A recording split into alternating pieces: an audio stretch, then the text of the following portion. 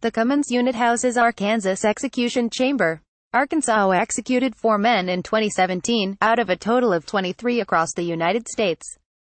Tamir Kalifa for the New York Times. 23 people were executed in the United States in 2017, the second lowest number in more than a quarter century, according to a new report from the Death Penalty Information Center, a Washington-based nonprofit. The number of prisoners executed has been dropping, save for a few small increases, since it reached a high point of 98 in 1999.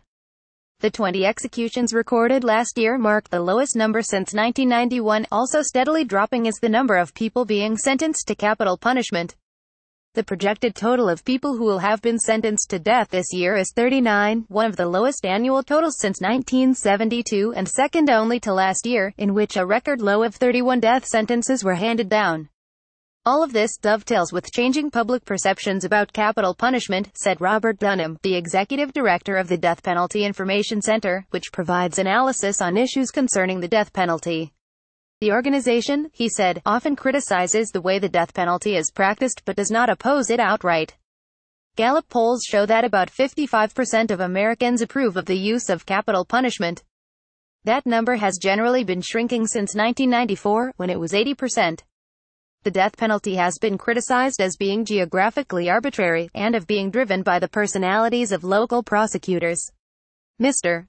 Dunham said, pointing to 3 counties where nearly a third of this year's death sentences were imposed: Riverside County, California, Clark County, Nevada, and Maricopa County, Arizona. Certain states were also more likely than others to have executed people. Texas executed 7 prisoners this year, the most of any state. Arkansas was second, with 4 executions. Mr. Dunham pointed to Harris County in Texas, which includes Houston, as a place where attitudes appear to be changing. The county has executed more people than any other since the 1970s. But in 2017, for the first time on record, there were no executions and no new death sentences imposed. I think it symbolizes the change that's been going on in the United States, because you have this one county that is known for heavy use of the death penalty, and it has made a complete shift. Mr. Dunham said, "This is the first year in office for Kimog, Harris County's district attorney. We don't pursue the death penalty at nearly the same rate as my predecessors, and that is a result of the changing times and the change in my own philosophy," Ms. Ogg said in a phone interview on Thursday. Ms. Ogg recalled working as a lawyer and occasionally seeking a death sentence during the 1980s when murder rates in Houston were very high. She said the recent decline in executions in the county was a result, in part, of lower crime rates overall, as well as a change in Texas law in 2005 that allowed for life sentences without parole. But she also said that she had taken a purposeful approach in deciding whether to pursue the death penalty in any given case, consulting with other lawyers in her office, meeting with the family members of homicide victims, and considering mitigating factors raised by the defense. Referring to the steady drop in public support for the death penalty, Mr.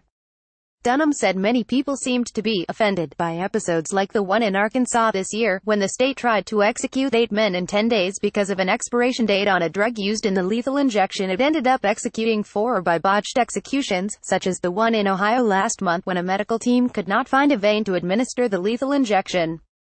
He said that people's faith in the reliability of the justice system was also undermined by exonerations for death row inmates.